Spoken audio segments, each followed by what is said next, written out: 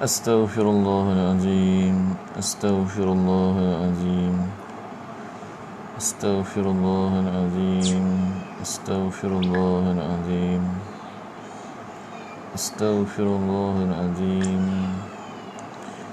أستغفر الله العظيم أستغفر الله العظيم أستغفر الله العظيم أستغفر الله العظيم أستغفر الله العظيم أستغفر الله العظيم أستغفر الله العظيم أستغفر الله العظيم أستغفر الله العظيم. Waalaikumsalam warahmatullahi. Puan Azizah Yusuf, Puan Fauziah Kasim, dan semua sekali, ibu-ibu, tuan-tuan. Astaghfirullahalazim. Waalaikumsalam warahmatullahi. Cik Dah ataupun Cik Gudah, Puan Azizah Ahmad. Waalaikumsalam warahmatullahi wabarakatuh.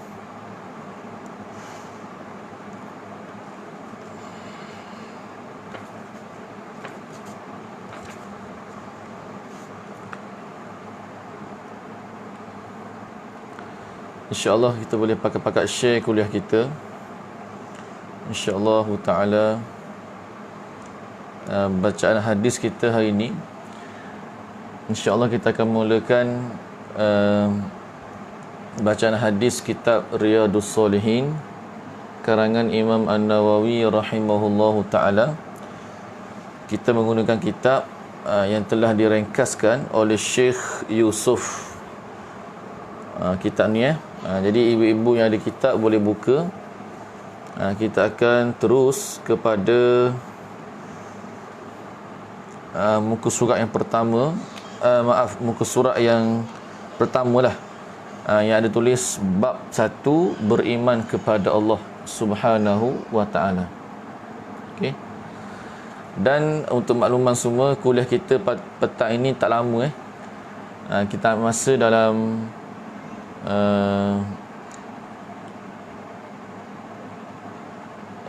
berapa minit dalam 10 minit gitu, 10 hinggalah 20 minit insya-Allah.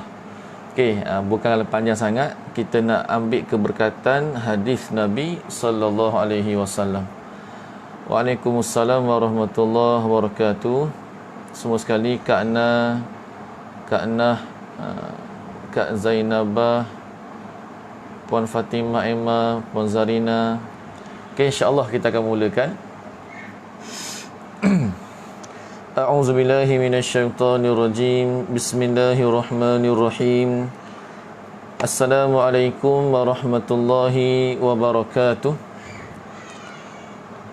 Alhamdulillahi rabbil alamin. Wassalatu wassalamu ala asyrafil anbiya'i wal mursalin, Sayyidina wa nabiyyina Muhammadin wa ala alihi wa sahbihi ajma'in. Subhanaka la ilma lana illa ma 'allamtana innaka antal alimul hakim. Wa la hawla wa la quwwata illa billahil aliyyil azim. Rabbi shrah li sadri wa yassir li amri wahlul 'uqdatam min lisani yafqahu qawli. Amma ba'd.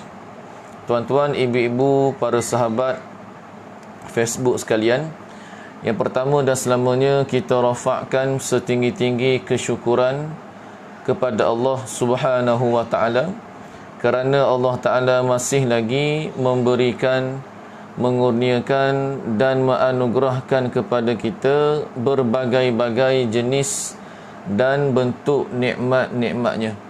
Antaranya nikmat iman, nikmat kita boleh lagi solat fardu asar secara berjemaah ataupun secara bersendirian, dan seterusnya nikmat kita boleh lagi berada dalam majlis ilmu pada pada petang yang mulia ini untuk kita memulakan satu bacaan kitab hadis Nabi sallallahu alaihi wasallam, iaitu kitab Riyadus Salihin yang dikarang oleh Imam Nawawi rahimahullahu ta'ala. Jadi sedikit tentang kitab kita ni. Kitab kita namanya dalam bahasa Melayu ringkasan Riyadus Salihin Imam Nawawi. Yang mana nama asalnya, nama bahasa Arabnya Tahdzibun Nufus fi Tartibid Durus. Itu asal nama kitab dia. Yang mana kitab kita ini telah pun diringkaskan oleh Syekh Yusuf bin Ismail An-Nabhani rahimahullahu ta'ala. Di antara kitab, di antara ulama yang juga aktif menulis, yang banyak menulis kitab-kitab, khususnya dalam bab tasawuf, bab pembentukan akhlak kita. Jadi syekh kita ni telah meringkaskan kitab Riyadus Salihin yang agak panjang tu kepada 800 hadis sahaja. Okey, jadi dalam kitab kita ni yang asalnya kitab Riyadus Salihin ada 1000 lebih hadis. Syekh Yusuf telah ringkaskan kepada 800 hadis. Untuk apa ni? Untuk memudahkan kita faham dan untuk kita sama-sama membaiki dan menyinarkan hati kita dengan mutiara-mutiara hadis Nabi sallallahu alaihi wasallam. Boleh jadi itu sebagai satu mukadimah, satu background kitab kita ni. Secara ringkaslah, pengarang asal Imam Nawawi, pengarang kitab Riyadus Salihin. Tapi yang meringkaskan kitab ini adalah Syekh Yusuf bin Ismail An-Nabhani rahimahullahu ta'ala. Jadi sebagai satu adab yang baik, sebagai permulaan untuk kita beradab dengan dua pengarang ini, iaitu Imam Nawawi dan Syekh Yusuf bin Ismail. Mari sama-sama kita membaca sepotong Al-Fatihah dan kita hadiahkan kepada kedua ruh ulama ini, kepada Imam Nawawi dan kepada Syekh Yusuf An-Nabhani. Mudah-mudahan dengan kita baca Fatihah ini kepada mereka memberi keberkatan dalam majlis kita pada pagi ini, pada petang ini. Al-Fatihah. A'udzubillahi minasyaitonirrajim. Bismillahirrahmanirrahim. Alhamdulillahi rabbil alamin. Ar-Rahmanirrahim. Maliki yaumiddin. Iyyaka na'budu wa iyyaka nasta'in. Ihdinas siratal mustaqim. Siratal ladzina an'amta 'alaihim ghairil maghdubi 'alaihim waladdallin. Amin. Mudah-mudahan pahala bacaan Fatihah kita itu sampai kepada Imam Nawawi dan Syekh Yusuf bin Ismail An-Nabhani rahimahullahu ta'ala. Okey, jadi ibu-ibu, tuan-tuan yang ada kitab, boleh buka pada muka surat 1 yang ada tulisan bab pertama, beriman kepada Allah Subhanahu wa ta'ala. Hari ini kita akan baca dulu bab yang pertama daripada 24 bab yang ada dalam kitab ini. Maknanya dia agak panjang lah, tapi kalau kita baca secara laju, ringkas, tapi sikit penerangan yang padat, insya-Allah kita boleh habiskan. Baik. Qala al-muallif rahimahullahu ta'ala wa nafa'ana bi'ulumihi fid daraini amin. Bab yang pertama, kata Syekh Yusuf An-Nabhani, bab pertama beriman kepada Allah Subhanahu wa ta'ala. Okey, buka muka surat tu, muka surat 3 tu, beriman kepada Allah. Jadi bila kita tengok tajuk tu, bermaksud hadis-hadis yang akan kita baca ni semuanya bab ataupun berkenaan dengan iman kepada Allah Subhanahu wa ta'ala. Dia ada beberapa hadis dia. Baik. Yang pertama tajuknya iman dan Islam. Iman dan Islam. Imam Al-Bukhari dan Imam Muslim meriwayatkan daripada Ibnu Umar radhiyallahu anhuma anna Rasulullah sallallahu alaihi wasallam qala buniyal islamu ala khamsin syahadati an la ilaha illallah wa anna muhammadan abduhu wa rasuluh wa iqamis salah wa ita'iz zakah wa hajjil baiti wa saumi Ramadan. Itu hadis pertama untuk petang ini, tentang Nabi SAW nak terangkan pada kita tentang apakah tiang kepada Islam, apakah rukun kepada Islam itu. Okey, sebab itu tajuknya iman dan Islam. Dan cara ringkasnya ibu-ibu sekalian, Islam dan iman ni perkara yang tak boleh kita pisahkan antara dua tu. Kita mesti ada iman, ada Islam. Nampak tak? Tapi satu persatu tu ada makna yang berbeza lah. Contoh, iman.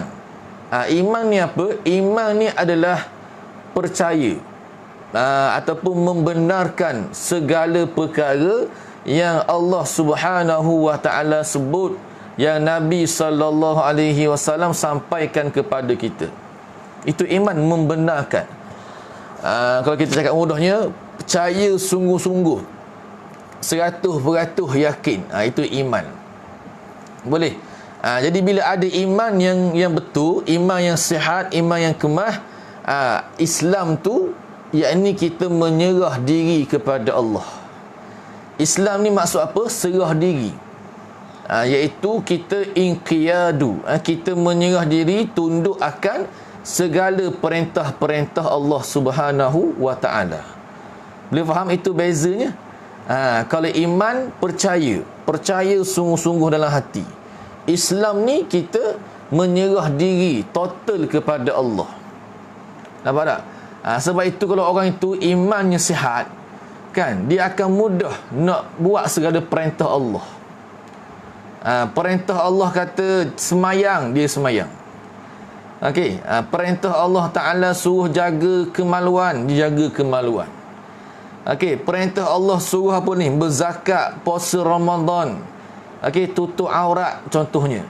Jadi orang yang ada Islam yang sempurna, dia akan iman yang sempurna, dia akan melahirkan amalan-amalan yang sempurna. Nampak tak? Kalau iman kita sakit, iman kita tak sihat, maka payah kita nak patuh perintah Allah. Ringkas cerita itu boleh faham maknanya iman, kepercayaan dalam hati. Islam ni ialah perbuatan zahir kita tu, yang menjadi hasil kepada iman sendiri. Okey, buah kepada iman, beramal. Nampak tak? Beramal ni maksud kita tunduk perintah Allah. Kan? Contohnya kita batal wuduk. Kenapa kita tak basuh kat tempat batal wuduk tu, tapi kita basuh kat tempat lain? Itu kita patuh perintah Allah. Dipanggil ta'abbudi. Okey, kita tak persoal kenapa sembahyang subuh dua sebab kita Islam, kita serah 100% pada Allah Subhanahu wa taala. Boleh faham ibu-ibu sekalian ya? Itu hadis pertama. Tengok maksudnya apa? Maksudnya bahawa Rasulullah sallallahu alaihi wasallam bersabda, Islam itu ditegakkan di atas 5 perkara. Ini 5 dipanggil tiang ataupun rukun Islam. Yang pertama, penyaksian bahawa tiada Tuhan yang layak disembah melainkan Allah, dan Nabi Muhammad adalah hamba dan utusannya. Nombor 2, mendirikan sembahyang. Nombor 3, menunaikan zakat. Nombor 4, haji ke Baitullah. Dan nombor 5, berpuasa di bulan Ramadan. Ini rukun Islam. Okey, lepas tu ada bertikaikan, Ustaz, tak ada pun tutup aurat dalam rukun Islam ni. Okey, tak ada pun hadis sebut tutup aurat. Nampak tak? Ni dia tak faham. Sebab itu satu-satu hadis kita kena belajar, kena berguru, tuan-tuan, ibu-ibu sekalian. Okey, puak-puak yang liberalism, puak-puak yang mana dia guna akal banyak ni, dia petikai tengok ni, Nabi tak kata pun suruh jaga pergaulan semuanya. Tak ada pun dalam hadis. Sedangkan ini rukun Islam yang 5. Nampak tak? Itu dia kena belajar lagi. Kata para ulama, yang 5 ni dipanggil rukun Islam yang asas. Nampak tak? Yang asas. Dan kepala segala ibadah tu adalah sembahyang, solat tu. Okey, sebab itu dalam hadis lain Nabi kata, jika sembahyangnya comel, jika sembahyang kita cantik, cantik amal yang lain. Boleh faham? Itu saya syarah ringkas sikitlah. Kita tak boleh nak panjang-panjang kan. Baik. Kemudian untuk hari ini, ibu-ibu sekalian yang saya hormati, kita ambil hadis yang kedua. Ini hadis yang cukup-cukup cantik. Kita boleh baca sentiasa, jadikan sebagai panduan. Kerana hadis yang kedua ini, Nabi SAW diajar oleh ditanya oleh Jibril supaya Nabi ni ajar para sahabat dan ajar kita semua tentang 3 rukun agama. 3 rukun agama. Okey, apakah 3 rukun agama tu? Rukun Islam 5 kan? Rukun iman ada 6. Tapi rukun agama ada berapa? 3 tu lah apa? Tengok hadis dia. Imam Muslim meriwayatkan daripada Umar radhiyallahu anhuma, beliau berkata, kata Sayyidina Umar Al-Khattab radhiyallahu anhu, bainama nahnu julusun inda Rasulillah sallallahu alaihi wasallam idh tala'a alaina rajulun shadidu bayadis thiyab shadidu sawadis sya'ri la yura alaihi atharus safar wa la ya'rifuhu minna ahad hatta jalasa ila nabiyyi sallallahu alaihi wasallam fa asnada rukbatayhi ila rukbatayhi wa wada'a kaffayhi ala fakhidhayhi wa qala ya Muhammad akhbirni anil Islam. Faqala Rasulullah sallallahu alaihi wasallam, al-Islamu an tashhada an la ilaha illallah wa anna Muhammadan Rasulullah wa tuqimas salah wa tu'tiyaz zakah wa tasuma Ramadan wa tahujjal baita in istata'ta ilaihi sabila. Qala sadaqata fa'ajibna lahu yas'aluhu wa yusaddiquhu. Qala fa'akhbirni anil iman. Qala an tu'mina billah wa malaikatihi wa kutubihi wa rusulihi wal yaumil akhir wa tu'mina bil qadari khairihi wa syarrih. Qala sadaqta fa'akhbirni anil ihsan. Qala an ta'budallaha ka'annaka tarah fa in lam takun tarahu fa innahu yaraka. Qala fa akhbirni 'anis sa'ah. Qala mal mas'ulu 'anha bi'a'lama minas sa'il. Qala fa akhbirni 'an amaratiha. Qala an talidal amatu rabbataha wa antaral hufatal uratal alata ri'a'ash syai yatatawaluna fil bunyan summa talaqa falabistu maliya thumma qala li ya Umar atadri manis sa'il qultu Allahu wa rasuluhu a'lam. Qala fa innahu Jibril atakum yu'allimukum dinakum. Baik. Tuan-tuan dan ibu-ibu sekalian, hadis ni agak panjang. Tapi hadis ini begitu penting dalam kehidupan kita sebenarnya untuk kita memahami apakah 3 rukun agama dalam hidup kita. Boleh? 3 rukun agama. Iaitu tengok yang pertama, maksud dia dulu. Maksudnya, kata Sayyidina Umar Al-Khattab radhiyallahu anhu, tak kala kami sedang duduk di sisi Rasulullah sallallahu alaihi wasallam, tiba-tiba datang seorang laki-laki yang memakai pakaian yang sangat putih, mempunyai rambut yang sangat hitam, tidak terlihat padanya tanda-tanda bermusafir. dan tidak ada seorang pun daripada kalangan kami yang mengenalinya. Ini satu benda yang pelik iaitu pernah sekali kata Sayyidina Umar, kami duduk dengan Nabi sallallahu alaihi wasallam dan satu majlis lah kita kata. Okey, duduk dengan Nabi kan, bercakap, mungkin cerita pasal agama, dan masa tu tiba-tiba kan, tak tahu mari daripada mana datang laki-laki yang berpakaian sangat putih. Pakaian ni tak kotor pun. Okey, rambutnya hitam. Dan kami sahabat ni tak kenal pun siapa dia ni. Okey, orang yang kata yang tak kenal. Tapi tengok apa tiba-tiba dia buat. Kemudian dia duduk di hadapan Nabi sallallahu alaihi wasallam. Lalu dia menyandarkan kedua-dua lututnya ke lutut baginda dan meletakkan kedua-dua telapak tangannya di atas peha baginda. Allahu akbar. Okey, bayangkan ibu-ibu sekalian kan, keadaan tu laki-laki yang kita tak kenal kan, tiba-tiba dia datang ke Nabi, melaga lutut, dia pegang peha Rasulullah. Lepas pegang tu dia buat apa? Dia berkata, wahai Muhammad, khabarkan kepada saya tentang Islam. Akhbirni anil Islam, ceritakan kepada saya apa itu Islam. Okey, apa itu Islam? Lalu Rasulullah sallallahu alaihi wasallam menjawab, Islam ialah kamu bersaksi bahawa tiada Tuhan yang berhak disembah melainkan Allah, dan bahawa Nabi Muhammad adalah utusan Allah.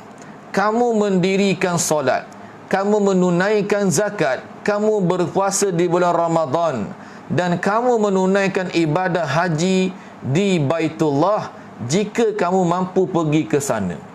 Okey, lepas lelaki tu dengar Nabi jawab macam tu, itu Islam. Islam ni 5 rukun tu. Apa dia kata? Dia berkata, kamu benar. Okey, ini pelik tuan-tuan. Satu benda yang pelik. Dah lah tak tahu mari dari mana, kita tiba-tiba duduk dekat dengan Nabi, tanya tentang Islam. Lepas dia tanya tu, dia pula membenarkan Nabi. Pelik kan? Orang yang bertanya ni biasanya orang tak tahu. Tapi di sini satu tanda soal yang besar juga sebenarnya. Dia menanya, dia yang membenarkan Nabi juga. Betul engkau kata tu? Okey, tengok apa kata sahabat. Kata sahabat, kami berasa hairan kepadanya. Dia bertanya dan dia pula yang membenarkannya. Pelik kan? Okey. Kemudian dia berkata lagi, dia teruskan tanya lagi Nabi, khabarkan pula kepada saya tentang iman. Apa itu iman? Baginda pun bersabda, iman ialah kamu beriman kepada Allah, para malaikatnya, kitab-kitabnya, para rasulnya, hari kiamat, dan kamu beriman kepada qadar, sama ada yang baik maupun yang buruk. Lalu dia pun berkata, kamu benar. Nampak tak? Okey, maknanya tentang iman dan Islam, laki tersebut bila dengar Nabi terang, Islam ni gini, iman ni gini, dia membenarkan. Betul engkau kata, betul. Okey. Kemudian dia bertanya lagi, kabarkan juga kepada saya tentang ihsan. Jadi setakat ni ibu-ibu sekalian, bila kita tengok hadis ini, kita faham rukun agama ada 3. Okey, rukun agama ada 3. Yang pertama Islam. Okey, Islam. Yang kedua iman.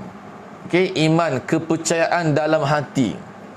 Yang ketiga apa? Ihsan. Masya-Allah. Okey, ini panggil 3I. Okey, 3I menjadi rukun agama dalam hidup kita. Nampak? Kalau orang tu nak tengok dia ada agama tak, dia beragama ke tidak, tengok dia faham tak 3 benda ni. Tanya dia, iman tu apa? Dia pun tak tahu jawab. Tak reti lah tu. Nampak tak? Apa itu Islam? Islam ni saya tak pandai, tak tahu apa Islam. I see Islam, tak kena macam ni. Okey, tanya dia, apa itu ihsan? Ihsan ni apa ihsan? Tak boleh macam tu. Jadi orang yang betul-betul beragama, dia kena faham 3 I ni. Islam tu serah diri pada Allah. Iman, percaya sungguh-sungguh 100% pada Tuhan. Ihsan apa? Ini ihsan. Baginda menjawab, ihsan ialah kamu beribadah kepada Allah seolah-olah kamu melihatnya. Jika kamu tak dapat melihatnya, maka sesungguhnya Allah pasti melihatmu. Okey, itu ihsan. Ulama kata ihsan ni kita ibadah dengan apa? Dengan merasakan Allah sentiasa melihat kita. Boleh? Ibadah ni bukan semayang je ibu-ibu, tuan-tuan sekalian. Ibadah ni banyak. Contohnya suami ataupun isteri kan. Isteri yang buat masakan untuk suami, ibadah. Okey, maka bila dia masak, dia layan suami, layan anak-anak, ibadah dia tu sepatutnya dia kena rasa Allah melihat dia. Bila Allah melihat dia, aku nak buat yang terbaik dalam ibadah aku. Okey, jadi buat yang terbaik itulah dipanggil ihsan. Okey. Bukan kita buat untuk orang tengok, bukan orang pandang. Kita nak Allah pandang kita, Allah rahmati kita. Boleh faham? Itu panggil 3 rukun agama dalam kehidupan kita. Okey, dan kata para ulama kata ulama, hadis ini dipanggil ummus sunnah. Hadis ni, hadis yang panjang ni, ummus sunnah. Ibu kepada hadis-hadis, kepada sunnah Nabi sallallahu alaihi wasallam. Okey, kenapa dipanggil ummus sunnah? Kerana dalamnya ada benda-benda yang amat penting, iaitu antaranya 3 rukun agama. Okey, Islam, iman dan ihsan. Kemudian lepas dia tanya ihsan tu, malaikat ni, dia malaikat ni, dia malaikat. Malaikat Jibril yang menyamar jadi seorang laki-laki.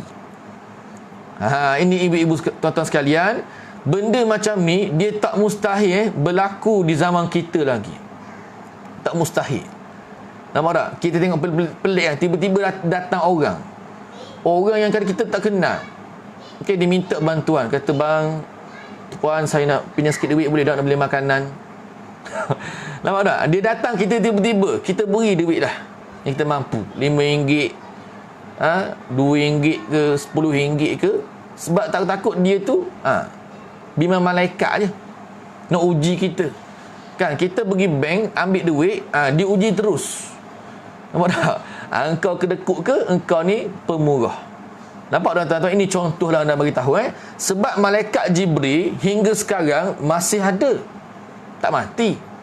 Okey, malaikat Israfil, Izrail, Mikail, Munkar, Nakir, Raqib, Atid, Jibril kan. Jibril ni ketua malaikat. Boleh? Jadi yang datang ni Jibril ni. Okey, Jibril nak mengajar umat Islam supaya beradab dengan Rasulullah. Kan nak belajar ilmu kena pakai pakaian yang cantik, yang bersih, kemah. Okey. Tu dia punya faedah hadis ini.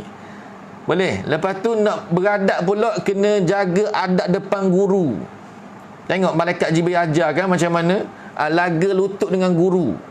Lepas tu pegang peha, bermaksud jaga adab. Nampak tak? Bukan bermaksud kita ni boleh kena pegang peha guru kita, bukan. Tapi di sini nak katanya adab. Okay, nilai dalam belajar tu kena ada. Boleh faham? Itu antaranya lah. Okey, ringkas cerita. Kemudian yang terakhir hari ni, okey, kita perlu lebih masa kan, tak apa. Yang terakhir hari ni, okay, Jibril tu kan, laki-laki handsome tu kan, bertanya kepada Nabi. Dia berkata, khabarkan kepada saya tentang hari kiamat, yakni bilakah berlaku kiamat tu. Nabi berkata, Nabi bersabda, orang yang ditanya Nabi Muhammad SAW itu tentangnya tidak tahu berbanding orang yang bertanya. Yakni kita sebut, Nabi kata orang yang ditanya ni tak tahu berbanding orang yang bertanya tu kan. Bermaksud apa? Nabi tak tahu bila berlaku kiamat. Okey, hari kiamat bilakah berlaku hanya ada pada Allah Subhanahu wa ta'ala. Boleh, kita tak perlu cari bila kiamat. Yang kita kena cari apa? Cari bekalan akhirat sebelum datang kiamat kepada kita. Ustaz, ada ke kiamat pada kita? Ada, iaitu mati.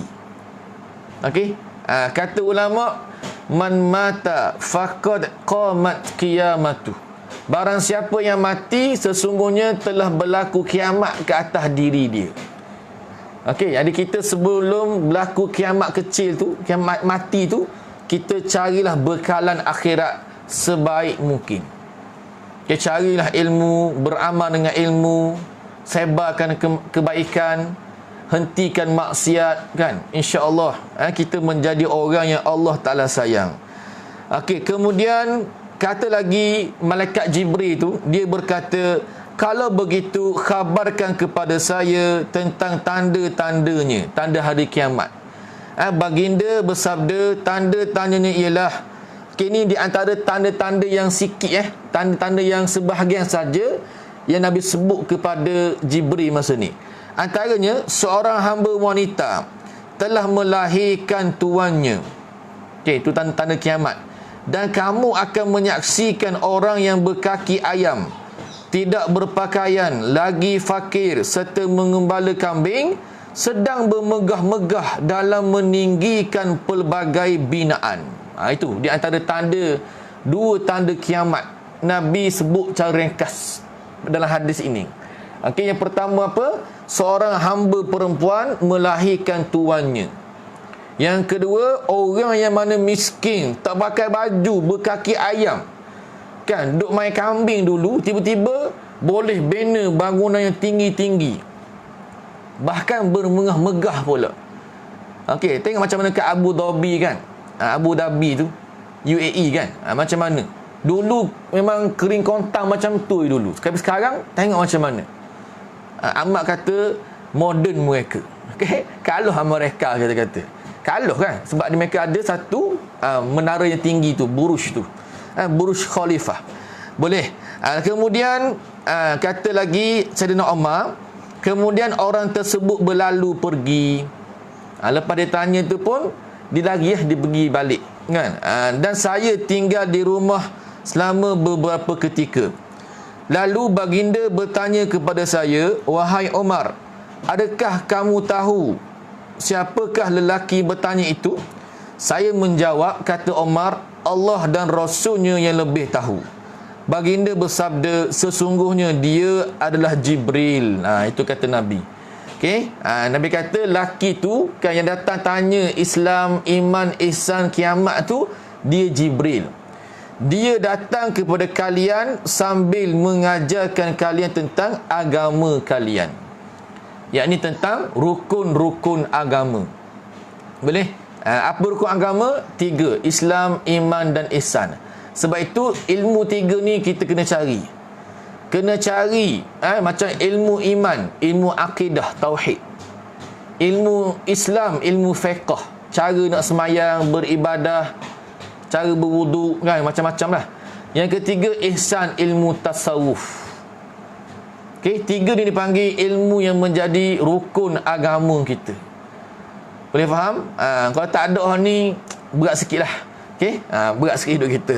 Boleh? Lepas tu yang terakhir, maksud hamba wanita telah melahirkan tuannya adalah seorang wanita telah melahirkan anak tuannya daripada hubungan pergundikan, yakni hubungan perhambaan. Okey, pengundikan mereka, dan ia telah menjadi satu budaya. Ini kerana jika ia tidak dikatakan sebagai budaya, seorang wanita yang melahirkan anak tuannya daripada hubungan pengundikan pernah berlaku sama ada pada zaman Nabi SAW, zaman sahabat maupun di zaman sesudah mereka. Okey, maknanya ini tuan-tuan nak beritahu tentang tanda-tanda kiamat. Antaranya, okey, kata ulama, sebenarnya maksud hamba wanita melahirkan tuannya ini iaitu kiasan kepada anak-anak yang banyak derhaka kepada mak ayah. Itu maksud yang lebih tepat kata para ulama. Okey, sebab yang sekarang ni, kan, kita dah tak ada sistem perhambaan. Tak ada dah. Dulu ada sistem perhambaan ni, kita ambilkan seorang perempuan tu jadi gundik, jadi hamba. Bila hamba perempuan kan, kita tuan dia ni boleh buat dia sebagai macam isteri kita lah. Macam isteri, tapi dia bukan isteri, dia hamba. Nampak tak? Macam cerita Piramli kan, jual hamba semua tu. Kita dah beri gambaran dia. Okey, jadi bila tuan ni dia buat hubungan, dia jima, minta maaf jima hamba tersebut kan, lahir anak tu anak halal. Okey, maknanya itu dipanggil hamba melahirkan tuannya. Sebab anak laki-laki tu bila besar jadi tuan pula kepada mak dia tu. Padahal mak dia tu hamba kepada ayah dia dulu. Itu contoh nak berilah. Okey, tapi kata para ulama ini juga bermaksud kiasan, satu kias Nabi nak bagi tahu bahawasanya di akhir zaman ramai anak-anak yang derhaka kepada mak ayah. Boleh faham itulah untuk hari ini dua hadis dulu sebagai mukadimah kita bacaan kitab Riyadhus Shalihin pada petang yang mulia ini. Okey, saya minta maaf kerana masa kita terlebih sikit kan. Okey, saya janji tadi sampai 5.35 je, tapi lebih lah, tak apalah. Okey, dan saya tak jangka ibu-ibu ramai yang lihat. Sebab saya jangka tak ramai petang-petang ni kan. Mungkin ramai yang nak rehat-rehat ke apa ke kan. Tapi ramai yang melihat ni, alhamdulillah. Okey, saya harap dapat sesuatu daripada kita punya pembacaan kitab ni. Okey, kitab Riyadhus Shalihin karangan Imam Nawawi rahimahullahu taala. Baik. Okey, untuk soal jawab tu tuan-tuan. Okey, soal jawab tu ada satu je, tak apalah. Okey, kita jawab sikit, iaitu masa belajar dengan ustaz online ada penuntut sedang masak, menyapu lantai dan sebagainya. Adakah ini tiada adab belajar? Baik, segini tuan-tuan. Dalam mengajar online dan belajar online ni sebenarnya, okey, kalau ikut pendapat yang keras, pendapat yang kata yang agak ketat lah kan, memang tak boleh buat apa-apa. Dia kena ngadap betul-betul. Itu yang saya beri ni pendapat yang agak ketat sikit. Kita belajar online ke tak online ke kan, bila guru tu mengajar, kita dengar, sediakan pensel, pen, tulis apa yang disebut. Contoh, kita tak boleh nak berzikir ke, nak baca Quran ke kan. Ni ada orang-orang kadang-kadang kan belajar ataupun dengar kat masjid kan, ustaz duk mengajar, dia duk ambil tasbih berzikir masa ustaz mengajar. Itu tiada adab sebenarnya. Okey, boleh faham? Okey, itu yang terbaik lah. Tapi kalau tuan-tuan masa masuk tu memang kena masuk, dan memang kata kena masuk kan, kalau tak masuk marah tok lelaki suami marah contohnya kan, maka masa tu kita dengar sama masuk, boleh, tak ada masalah.